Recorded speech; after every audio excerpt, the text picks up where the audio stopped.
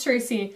I'm chilling with this new headband, which is kind of cutting off the circulation to my head a little bit, and I've got my American Alpha shirt on because they're like my favorite tag team in wrestling. So, okay, cool. So today I'm going to be doing a video talking about modern cards under $1. Now, I'm not mentioning, like, every card that's great that's under $1. Like, come on, we'd be here for like 9 years. But these are just some of them. This is also part 1. I do want to do more of these because there's like a lot of really solid cards in Modern that are under $1, and I definitely want to do, like, I'm going to be doing a budget deck tech in the future because someone requested it, which I think is a great idea. And it's going to be like a toolbox kind of deck, which a lot of these are just really sweet, like, cards. Some of these are like more sideboard cards. Some of them are like really lit mainboard cards and all the other stuff. So cool, let's get into it. The first card I want to talk about is Destructive Revelry.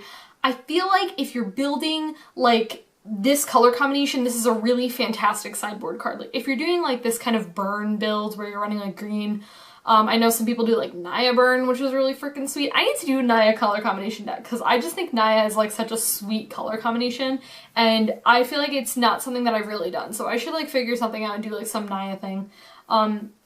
It's like a really awesome color combination. It's got like a lot of really sweet like removal cards and like, oh, you run cool cards. And then you run, what's the command card? Atarka's Command? Oh, that card's sweet. Yeah, okay, anyways, Destructive Revelry is a great card. You destroy target artifact or enchantment, add instant speed for 2 mana, and it does like 2 damage to that person's controller. Like, come on, like, what's not to like about this card? It's great. It's also like 40 cents, come on. It's probably less than 40 cents, actually. Okay, cool. The next card, which I have been mentioning this card so much recently, but I can't stop. Zealous Persecution, guys. I love this card. To me, like, if I'm building, like, black-white in a sideboard, and you see me do a deck tech, like, you know I'm gonna be rolling Zealous Persecution, because this card is fantastic. When I had black-white tokens, I threw it in there in my main board, actually, but you'll see a lot of people throw this card in their sideboards if they're doing, like, an Abzan build, and people just underestimate this card. Guys, okay, it's a 2-mana pump spell that pumps your team, which is awesome. At instant speed, may I tell you. So, like, you're doing any sort of, like, toolbox deck when you have fantastic value creatures. Imagine you're, like, Siege Runner that's, like, a 4/5. Well, guys, now it's, like, a 5/6, which is great. It boofs your Tarmogoyfs, it boofs everything. Yep, it buffs everything. And on top of that, your opponent's team gets -1/-1, which is a really great combat trick. Also, let's just be honest and say that this sometimes just kills your opponent's dude. Kills their Noble Hierarch, kills their Birds of Paradise, you know, kills their Lingering Souls.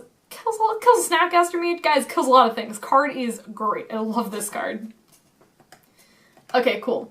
Then we have a card that I really like, and when you talk to me about graveyard removal, you'll see a couple of really popular contenders, but I really love Nihil Spellbomb.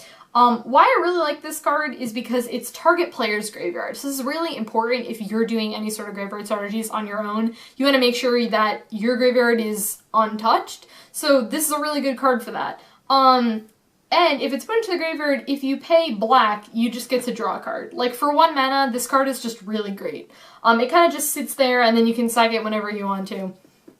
It's really good. I really like this card. I mean, technically it's like 2 mana, so you get to like exile their graveyard, which if they're on any sort of graveyard strategy, this card's great. And you get to draw a card out of it for like 2 mana. That's really good. You're doing a lot of different stuff, and you're paying very little mana to do really powerful things. So yeah, this card is definitely really great in my book. Okay, another card that I run in like every single blue deck because, guys, I mean, Quicken. Come on, Quicken, guys, seriously. Okay, so you're running any sort of like blue strategy, the best thing that you'll be able to do is like, sometimes you just need to like Quicken Serum Visions, which is great because you Quicken Serum Visions and then you scry and then you draw, but then you draw a card off of Quicken too and it's instant speed. So you like Quicken, or like I Quicken Supreme Verdict, or like Quicken Wrath of God, or Quicken Damnation, like whatever you need to do, it's really great. Please don't underestimate like having a board wipe like that, because also too, it's really, really good against, I always forget the name of this kind of deck, but it's like the Coco deck, the Coco Infinite Combo deck. I can never remember what the name of that deck is. Malira Pod, there we go. Or I guess it's Malira Podless, because Pod isn't, whatever. Anyways, that deck. It's really good against that deck because then you instant speed stop it, which a lot of times your removal, like you may not have instant speed removal, so Quicken gets you instant speed removal, and it just destroys their whole board. So yeah, that's really good, because honestly, like, let's be real here, if you Quicken Supreme Verdict, no one's gonna counter your Quicken. You're gonna try to counter your board wipe. But they can't, because Supreme Verdict can't be countered. Quicken is great. I love this card. Okay, so then I want to talk about Sultai Charm. I kind of just want to talk about all the charms in general, but that would take 5 years. But I really love Sultai Charm. I feel like, I don't know if it's like people get scared of these charms because it pushes them into a color combination and they have like, they're 3 of the colors, so sometimes they can be a little bit hard to cast depending on your board. There's like Azorius Charm too, which that charm is like really good. They're all really, oh, Boros Charm, oh, that card is so good. Anyways, so Destroy Target Monocolor Creature. Guys, monocolor creatures are floating around the format like crazy, let's be honest. Destroy Target Effect or Enchantment, that's a really, really handy thing to like, especially have this in your sideboard. Or guys, you just draw 2 then discard. I mean, really for 3 mana, all those things are very fair game and really good things to cast, I would say, for 3 mana. So I think all of these are very fair things. I love the versatility of this card. I think it can be bought into so many matchups, or if you want to mainboard it, even just for that last ability. Maybe, you know, your opponent's not running a lot of monocolor creatures, and so that ability is useless. Maybe they're not running a lot of artifacts and enchantments, so that ability is useless. Cool, well now you draw 2 and discard 1, which is really great. Also really great for this color combination when you want things in your graveyard for like Snapcaster Mage, Tasker, Grimag Angler, you know, that sort of thing. Card's great. Okay, cool. Lingering Souls. I mean, this is just a modern staple, seriously, and it's under $1. It's great. I don't even know if I introduced this video as modern cards under $1. Hopefully you read the title, because I don't think I even said this is what video I'm doing today. Okay, cool. Lingering Souls. Card's fantastic. If you're running like this color combination in Modern, you should probably run some Lingering Souls, because total it'll cost you like $3 to buy all your Lingering Souls, if not cheaper. It's 3 mana, you make 2 dudes, they fly. Come on. That's great. And then for 2 mana, you flash it back, you get 2 more dudes. Like, come on. That's a total of 5 mana to get 4 1/1 flyers. That is great. Mix this, by the way, with that Zealous Persecution I talked about earlier. You now have like 2/2 flyers, guys. That's really sweet. Oh, little combos and cool things. Yeah. Anyways, Lingering Souls is just it's a great card. You get dudes. They also fly, which is evasion. Flying's great. Cool. Okay. Another card that this card gets a lot of people's chopping blocks, I feel like, for cards to cut, or it doesn't make a lot of people's cut, Electrolyze. I just really like this card. If you're someone who's like building like budget burn and you're like, let me splash in blue because you're a savage and you want to run like Serum Visions with burn, which is awesome. Which, by the way, I've done like a Jeskai burn deck, which was so sweet. Oh, it's great. That deck runs I always forget the name of it, but she's Soulfire Grandmaster. Oh boy, yeah, sweet. Yeah, Electrolyze. Anyways, so what I really like about this is that it's divided amongst you choose. So yeah, you only have 2 damage to spend, which doesn't really seem like a whole lot, but keep in mind you get to spread that damage apart. So if your opponent has like 2 Snapcaster Mages, you just boot both of your Snapcaster Mages. You've just killed both of those creatures for 3 mana, add instant speed, and you get to draw a card. Really, really good. And like also too with this card, this is a card that I'd be like, I don't really want to run like more than 1, unless you're doing like Jeskai Burn. Jeskai Burn I think can get away with like more of this card, but some versions, you know, just don't really make the cut of running multiple, but it's just a really solid card. I like the versatility of it, dividing the damage, and just that drawing a card sometimes is just really strong. So yeah, I like this card. Okay, this card goes a little bit above the limit, I would say, by like 25 cents. I don't know, I'm on this one website, but every website is like different for pricing and stuff like that by like cents. This card's not gonna break the bank though. It's like 25 cents over. Pia and Kiran Nalaar. Like I said, I've been thinking a lot about like toolbox decks recently and how I'm a huge fan of those, and I feel like that's been, why are you guys crooked? Because my camera looked crooked, and it totally was, and it totally still is. Oh my god.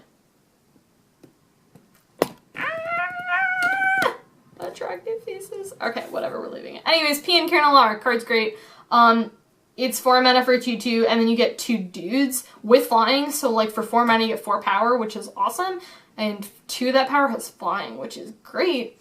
And then you sack an artifact to deal 2 damage to a creature or player, so even if you don't have like a lot of artifact synergy going on, you can just sack those dudes. That you make to boop something, and you're like, boop, kill your creature, or like, boop, do that damage to you. Card is just really good. To me, this is just like, when I think of like toolbox cards, I think of a card like this. Really, really good. I need to throw this card, honestly, into more decks because I just think it's fantastic. So yeah, card's great. Okay, cool. Then we have Crumble to Dust. And guys, I remember back when I was playing Grixis Control, and I loved this card because I really wanted to get like Fulminator Mages for that deck. But Fulminator Mages were like $20 at the time. I don't know how much they are now, but they were like $20, and I was like, homegirl not paying for that for my sideboard. So I got Crumble to Dust instead, which by the way worked out kind of better because then I could like Snapcaster Crumble to Dust, which was really great. It's like you double cast Crumble to Dust, which is awesome. Okay, cool. So you exile target non-basic land. So what's really good about this is like some cards you need to wait until it's in their graveyard, but Crumble to Dust is like, I don't like your non-basic land that's on the field right now. I'm gonna take care of that. Another really sweet thing with this is that you search their graveyard, hand, and their library and remove all those cards from the game. So what's really good about that is that you get to look into their hand, which is information. You get to look in their deck. This is really good after sideboard, which assuming you're bringing this in after sideboard, so you can see what they've sideboarded in. Oh, that's really good. And yeah, you can search their, I mean, the graveyard's free information, so it's not like you need to worry about that. But yeah, this card is really sweet. I really like this with Snapcaster Mage. I think it's just a really fantastic card. I think other, what was I gonna say? Other like land hate cards kind of are bumped up there, and this card's not really talked about, but I really like this. When this came out, I was immediately like, I'm throwing this in sideboard of a bunch of decks because I think it's really sweet, so cool. Alright guys, last card that I'm going to be talking about in this video is a card that I just talked about recently, and I can't remember what deck tech I did it on, because I feel like I've been doing so many deck techs, so I don't remember, but Ojutai's Command. And if you're someone like me, I'm not really a huge fan of Cryptic Command. Cryptic Command's also pretty expensive, so budget version, Ojutai's Command. Cool, let's talk about all the modes. Return target creature with converted mana cost to your list. Really keep in mind this says converted mana cost because some people misread this card and think that it's like power. It's not power, it's converted mana cost. Works really well with Wall of Omens because then you get to draw a card. Works really well with Snapcaster Mage, so you like Ojutai's Command, Snapcaster Mage, and then do something else, which is great. I also really like with Wall of Omens because then you pick that and then you pick the last mode, which is draw a card. So you've returned that and then you get to draw another card with Wall of Omens and you get a 0/4. Like, that's really freaking sweet. But the other modes you gain 4 life. I mean, this is good in like a lot of different matchups. Or you counter trigger a creature spell. Like, it's just good in a lot of different matchups. Or like I said, sometimes you just, like, it's a card like the Charms, you know what I mean? Like, some of the modes aren't going to be good. Like, some decks don't really run a lot of creature spells, so it's not really going to be useful. Sometimes your life is irrelevant, so nix that one. But, you know, always bringing Snapcaster Mage is probably always going to be good. Like, literally always. And even if it's just for like a 2/1 blocker. And then drawing card is just literally like always good for the most part. So you can kind of always have those modes to kind of like fall back on if certain modes are not good in certain matchups. So yeah guys, that was it. This was actually a lot of fun. I really love, you know, like cool cards that are like inexpensive. I think that's really awesome. And I mean, I think sometimes when people are building decks, they get kind of like so consumed in all like the big money stuff, and I was like, there's a lot of really sweet cards that a lot of people run, like Lingering Souls, which is like 75 cents. And it's a great card, so definitely just keep that in mind when you're deck building, that not every card's gonna be like $300, you know. And there's a lot of really good cards that are definitely budget worthy that you can definitely run. So that's it guys, that's it, that's all I got. I will talk to you later. Bye.